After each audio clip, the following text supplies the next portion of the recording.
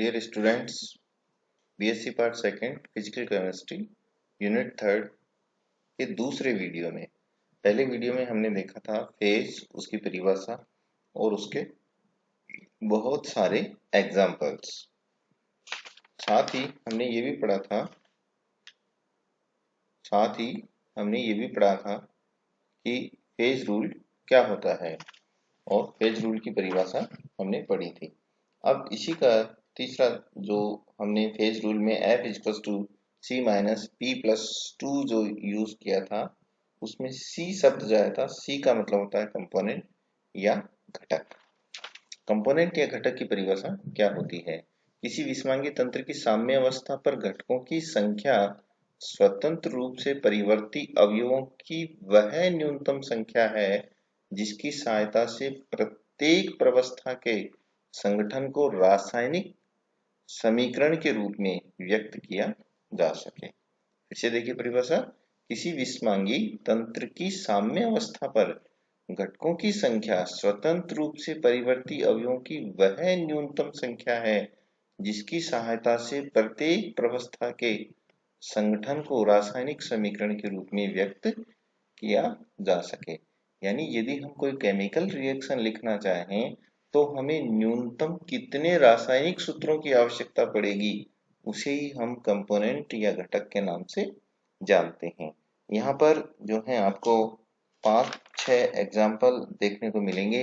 इन 5-6 एग्जाम्पलों के माध्यम से आप घटक की परिभाषा और उसके मुख्य जो कॉन्सेप्ट है उसको समझ पाएंगे। पहला इसका जो एग्जाम्पल है वो है बर्फ, जल और वाष्प तंत्र।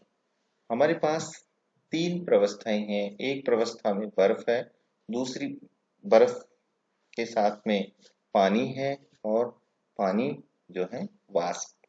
तो ये 3 हमारे पास अलग अलग प्रवस्थाएं हैं। तो फेज का मान तो हमारे पास कितना हो गया? 3 हो गया है।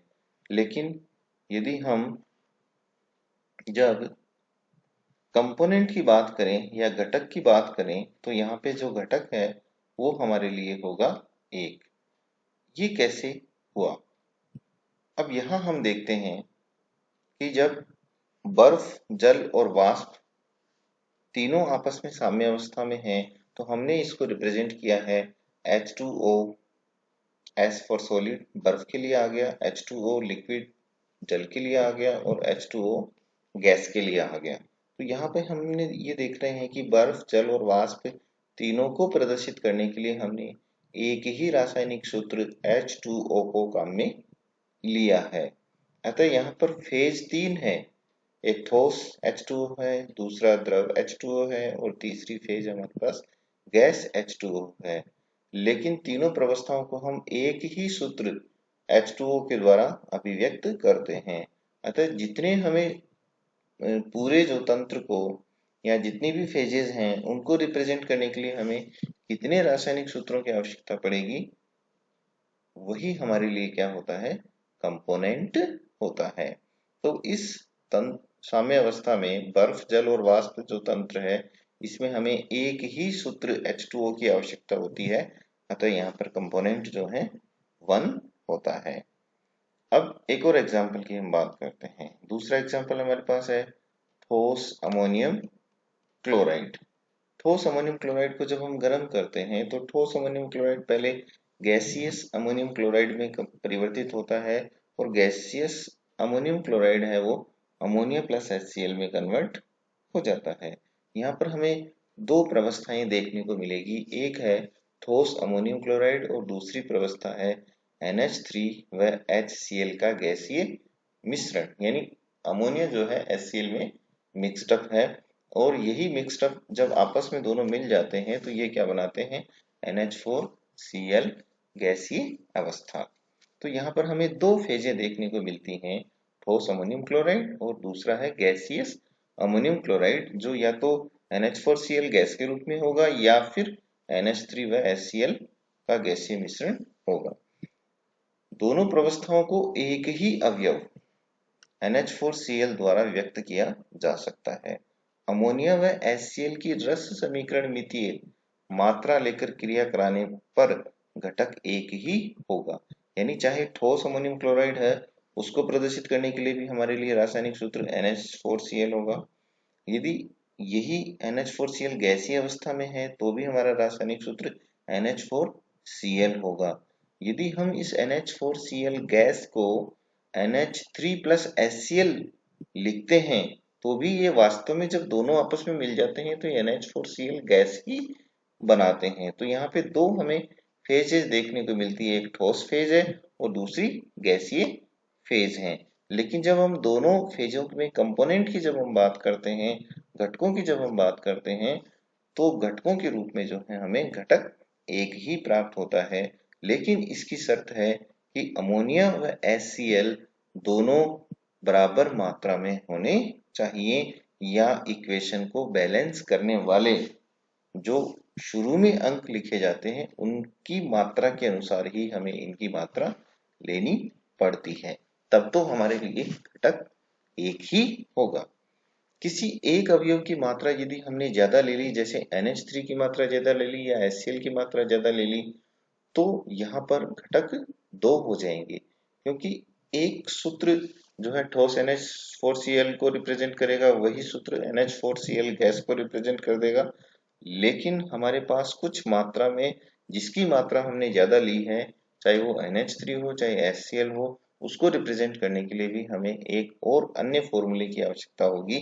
बची हुई मात्रा को चाहे वो NH3 की होगी या फिर वो मात्रा HCl की होगी, हमें जो है एक और जो है एक तरह से फॉर्मूले की आवश्यकता होगी, और यही फॉर्मूले की वजह से हमारे पास घटक दो हो जाएंगे, या इस स्थिति में घटक दो होंगे यदि हम किसी एक अवयव की मात्रा को अधिक मात्रा में लेते हैं। अगला एग्जांपल हम चलते हैं, ठोस कैल्शियम कार्बोनेट। बहुत ही अच्छा और इंटरेस्टिंग एग्जांपल है, जो हमें समझ में भी आएगा और देखने को भी मिलेगा।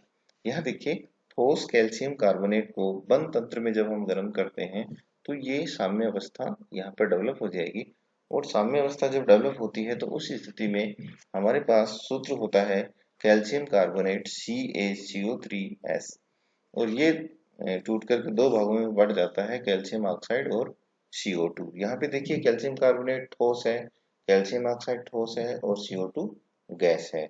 जब हम फेज की बात करते हैं तो इस साम्य अवस्था के लिए फेज तीन होती हैं। पहली हमारी फेज होगी ठोस कैल्शियम कार्बोनेट, दूसरी हमारी फेज हो जाएगी कैल्शियम ऑक्साइड, और तीसरी फेज हो जाएगी हमारे लिए गैस CO2। उक्त साम्य अवस्था को अभिव्यक्त करने के लिए हमें केवल दो सूत्रों की आवश्यकता होगी, जो तीनों प्रवस्थाओं जैसे कैल्शियम कार्बोनेट ठोस, कैल्शियम ऑक्साइड ठोस और CO2 गैस, तीनों प्रवस्थाओं को अभिव्यक्त करेंगे। अतः घटकों या कंपोनेंट्स की संख्या इस साम्य अवस्था के लिए दो होंगी। अब ये प्रश्न उठता है कि इन तीनों में से किन्हीं दो सूत्रों के द्वारा ही इन तीनों पदार्थों को, कैल्शियम कार्बोनेट, कैल्शियम ऑक्साइड और CO2 को कैसे अभिव्यक्त करेंगे। अब वन बाय वन हम जो है इसके तीन हिस्से करके हम इसको समझने का प्रयास करते हैं। यहाँ पर आप देखेंगे कि जब कैल्शियम कार्बोनेट जब हम यूज करते हैं, और इस कैल्शियम कार्बोनेट के लिए हम केवल दो चीजों को यूज करते हैं, एक कैल्शियम कार्बोनेट तथा दूसरा कैल्शियम ऑक्साइड। तो इसके दो घटक हो गए, एक होती है प्रवस्था और दूसरा होता है घटक। प्रवस्था यदि हमने कैल्शियम कार्बोनेट को लिया है तो इसके दो हिस्से हो गए, CaCO3 प्लस कैल्शियम ऑक्साइड को हम 0 से मल्टीप्लाई कर देते हैं तो यहाँ कैल्शियम ऑक्साइड हो जाता है 0। दूसरा होता है कैल्शियम ऑक्साइड, ये होता है ठोस, और ये जो कैल्शियम ऑक्साइड है इसको अभिव्यक्त करने के लिए हमें कैल्शियम कार्बोनेट को 0 कर देते हैं, इंटू 0, शुरू में 0 लगा के कैल्शियम कार्बोनेट लिख देंगे और प्लस कैल्शियम ऑक्साइड, हो गया रिप्रेजेंटेशन। लेकिन जब हम CO2 को रिप्रेजेंट करेंगे तो कैल्शियम कार्बोनेट में से जब कैल्शियम ऑक्साइड घटा देते हैं तो बचा हुआ पार्ट हमारे लिए बचता है CO2। तो यदि हमारे पास केवल दो फॉर्मूले हैं तो हम तीनों प्रवस्थाओं को जो है अभिव्यक्त कर सकते हैं। जब हम कैल्शियम ऑक्साइड और CO2 को घटकों के रूप में ले लेते हैं, तब इन तीनों सूत्रों को हम किस प्रकार से प्रदर्शित करेंगे। कैल्शियम कार्बोनेट को प्रदर्शित करने के लिए हमें कैल्शियम ऑक्साइड प्लस CO2 की जरूरत पड़ेगी। कैल्शियम ऑक्साइड को रिप्रेजेंट करने के लिए हमें calcium oxide plus 0 into CO2 हो जाएगा, तो क्या बच जाएगा CaO। लेकिन CO2 को रिप्रेजेंट करना है तो कैल्शियम ऑक्साइड को 0 से मल्टीप्लाई कर दो, 0 हो जाएगा प्लस CO2। तो यहाँ पे हम देखेंगे कि तीनों प्रवस्थाएं कैल्शियम कार्बोनेट, कैल्शियम ऑक्साइड और CO2 को रिप्रेजेंट हम यहाँ पर दो सूत्रों के द्वारा कर रहे हैं, कैल्शियम ऑक्साइड और CO2। आगे देखते हैं, यदि हम कैल्शियम कार्बोनेट तथा CO2 को घटकों के रूप में ले लेते हैं तो कैल्शियम कार्बोनेट प्लस CO2 को 0 से मल्टीप्लाई करते हैं, 0 हो जाएगा।